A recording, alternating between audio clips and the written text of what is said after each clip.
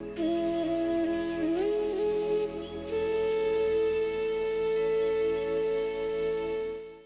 world, a chaotic world, a world that makes no sense. And it's not that the world is confused or chaotic or nonsensical. It is obviously the looker, the seer of the world, who is not able to comprehend it with any clarity.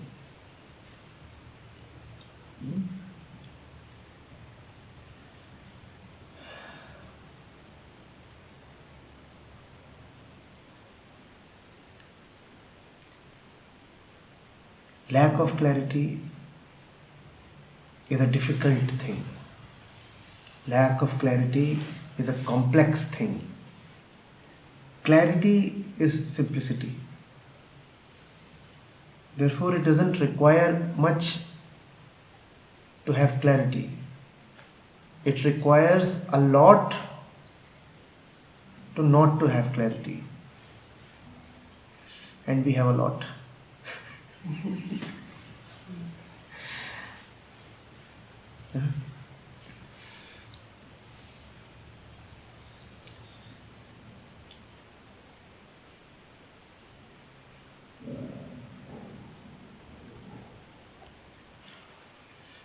In fact, that is the only reason the word clarity appeals to us. That is why you picked that one question out of the 1,000 possible queries you could have had. Because confusion is suffering. When you know that reality is one, you do not want to tolerate fluctuating versions of it. You want to get rid of all the various viewpoints. All the competing statements that say it could be this, but it could also be this. It is this, but at the same time this. And whenever there is one point of view, one version, there is bound to be something besides it as well. Because every version stops somewhere, has its limits. The limits define the version. And outside the limits there will be something else, and then something else, and then something else, everything limited. One doesn't like it. It feels a bit stupid, to not to know. What is clarity? To be immediately certain. Certain of what? That which is certain, that which is unchangeable. Obviously, without knowing the airline's schedule, you cannot be immediately certain of that. And why cannot you be immediately certain of things like train schedules? Because they keep fluctuating anyway. Therefore, clarity is not being cocksure about things that are anyway volatile and changeable. Clarity is about being certain of that which is unchangeable. Therefore, clarity has a direct relation with faith. You cannot be clear without having faith in the heart.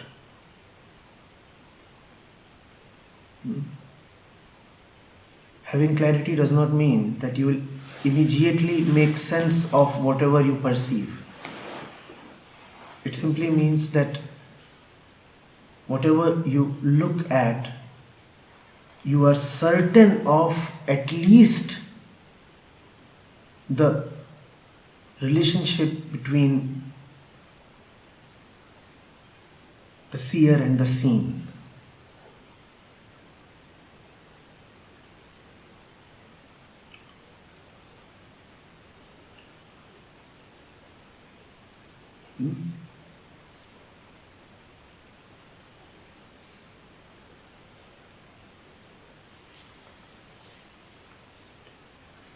The one with clarity does not walk about full of confidence. He will not say, I have clarity, so I know everything. He would not be sure of his knowledge, but he would be absolutely sure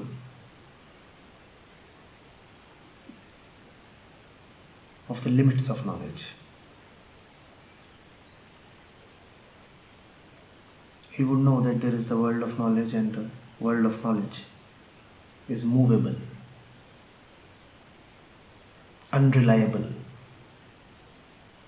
And then there is something beyond the movable, changeable, knowable.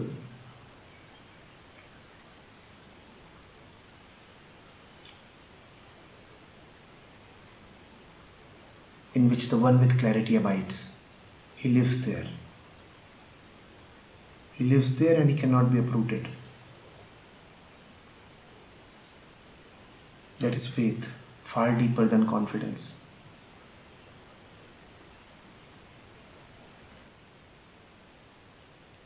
Therefore, the one with clarity would almost always be the first one to admit ignorance. Why would it be easy for him to admit ignorance? Because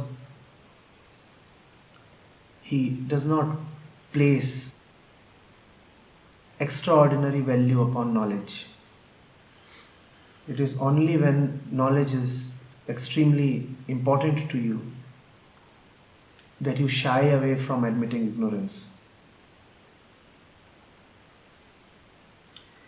When you know the right place of knowledge and when you know your own place, then knowledge or the lack of it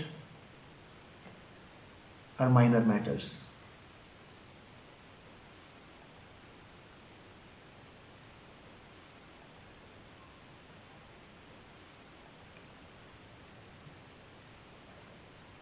Never conflate clarity with information or knowledge. You can be totally clear without having any knowledge. In general, you say that you have clarity only when you have gained sufficient knowledge to back your claim. No. You can be absolutely clear while being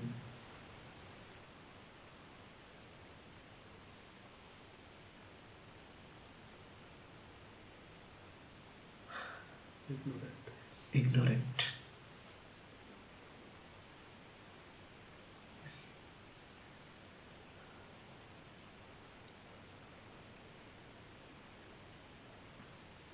How does it matter which movie is running in the theater? You do not have that knowledge.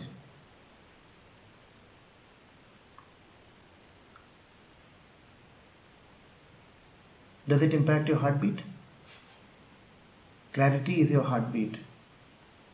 Knowledge is the name of the movie running in the theater. You may know nothing about the movies.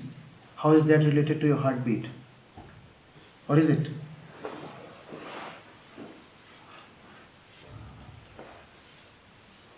These are two different dimensions. You may stand like a fool outside the cineplex, knowing nothing about the various screens and the various movies and their timings and the shows and such things. And you may still have all the clarity. Clarity, therefore, is independent of situation, independent of time, place, scenario.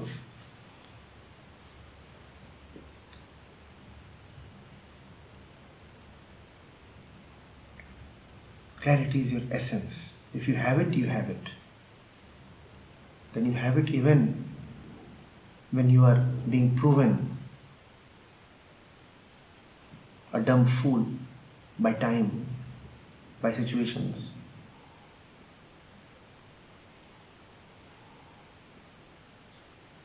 Sitting in an examination hall, writing a paper, you may have knowledge sufficient enough to earn you a grand zero, but you may still have clarity. And it is possible that you have great knowledge that fetches you 100, but you have no clarity. It's counterintuitive, isn't it? You would probably want to say that the fellow who is topping the examination has a lot of clarity, no? So, Anna comes daily to hear even the Hindi satsang. She gains no knowledge, but the contact gives her clarity. Therefore, she keeps sitting for 3 hours, even when the satsang is in Hindi. She's from Europe. She knows no Hindi, but sits through the Hindi sessions as well. You see the difference? Had she known the language, should have gained in knowledge as well. But that's not her objective. She's aiming at something far higher than knowledge. So she just sits.